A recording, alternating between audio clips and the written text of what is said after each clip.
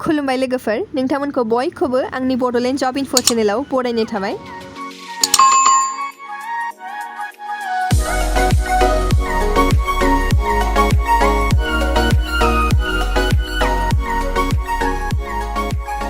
दिनै आं नोंथांमोननि गेजेराव गुबुन मोनसे जब नटिफिकेशन लानानै फैदों।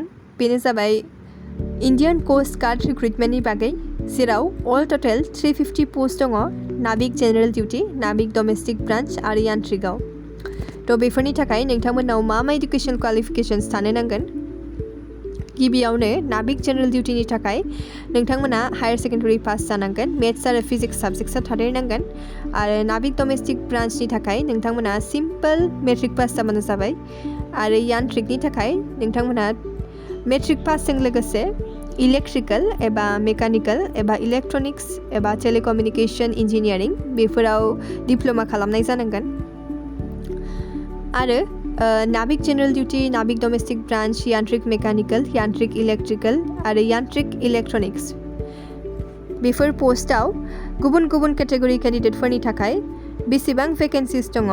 जेरै जेनेरेलफोरनि थाखाय 108 भेकेन्सिस दङ नाविक जेनेरेल डिउटीआव, आरो इकनमिकेलि विकार सेक्सन्सफोरनि थाखाय दङ 26 सिट्स, ओबिसि फोरनि थाखाय दङ 67 सिट्स, एसटि फोरनि थाखाय दङ 19 सिट्स, एससि फोरनि थाखाय दङ 14 सिट्स।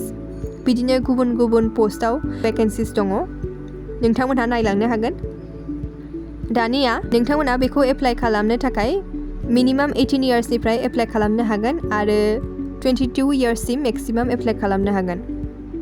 आरो बेवहाय एससि एसटि केटेगरि केन्डिडेटफोरनि थाखाय दङ 5 इयार्स रिलेक्सेसन आरो ओबिसि केटेगरि केन्डिडेटफोरनि थाखाय दङ 3 इयार्स रिलेक्सेसन।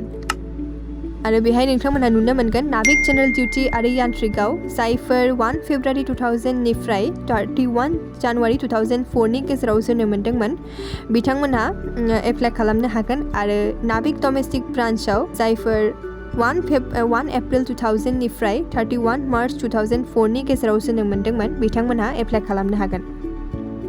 दानिया पे स्केलखौ नायनोसै। गिबियावनो नाविक जेनेरेल डिउटीआव बेसिक पे स्केला जाबाय 21,700, बेहाय डियारनेस एलाउन्स थादेरगोन। आरो नाविक डमेस्टिक ब्रान्चनि बेसिक पे स्केला बेवहायबो 21,700, बेहायबो थादेरगोन डियारनेस एलाउन्स। आरो यान्ट्रिकनि बेसिक पे स्केला जाबाय 29,200, बेहायबो थादेरगोन डियारनेस एलाउन्स। आरो बेखौ एप्लाइ खालामनायाव नोंथांमोनहा मोनसे एग्जामिनेशन फिस होनांगोन ₹250, आरो बेखौ अनलाइन मोडाव होनो हागोन। आरो बेवहाय एससि एसटि केटेगरि केन्डिडेटफोरा जेबो एग्जामिनेशन फिस होनायनि गोनांथि गैया। दानिया फैबाय सिलेक्शन प्रसिडियर्स। सिलेक्शन प्रसिडियर्सआ जागोन मोनब्रै स्टेजाव। स्टेज 1आव जागोन मोनसे रिटेन एग्जामिनेशन, बेनि उनाव स्टेज 2आव मोनसे फिजिकेल फिटनेस टेस्ट जागोन, ओमफ्राय जागोन मोनसे डकुमेन्ट भेरिफिकेशन, बेनि उनाव जागोन इनिशियल मेडिकेल्स एग्जामिनेशन। बेनि उनाव स्टेज 3आव खेबसेबाव मोनसे डकुमेन्ट भेरिफिकेशन जागोन, बेनि उनाव जागोन फाइनल्स मेडिकेल्स एट INS थिलका। बेनि उनाव नोंथांमोनहा अरिजिनेल डकुमेन्ट पुलिस भेरिफिकेशन आरो गुबुन गुबुन एसोसिएटेड फर्मसफोरखौ साबमिट खालामनांगोन। आरो स्टेज 4आव जायफोर स्टेज 3खौ बारग'बाय बिथांमोनहा INS थिलकायाव मोनसे ट्रेनिं मोननो हागोन। आरो नोंथांमोनहा बे मोनथाम पोस्टनि गेजेराव जिखुनु मोनसे पोस्टआवल' एप्लाइ खालामनो हागोन, जेरै नाविक डिबि, नाविक जिडि आरो यान्ट्रिक मेकानिकेल, यान्ट्रिक इलेक्ट्रिकेल आरो नङाबा यान्ट्रिक इलेक्ट्रनिक्सआव।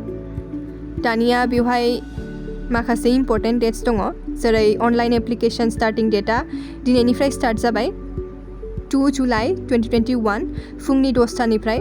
आरो लास्ट डेट अफ एप्लाइआ जाबाय 16 जुलाइ 2021 मोनानि 6टासिम।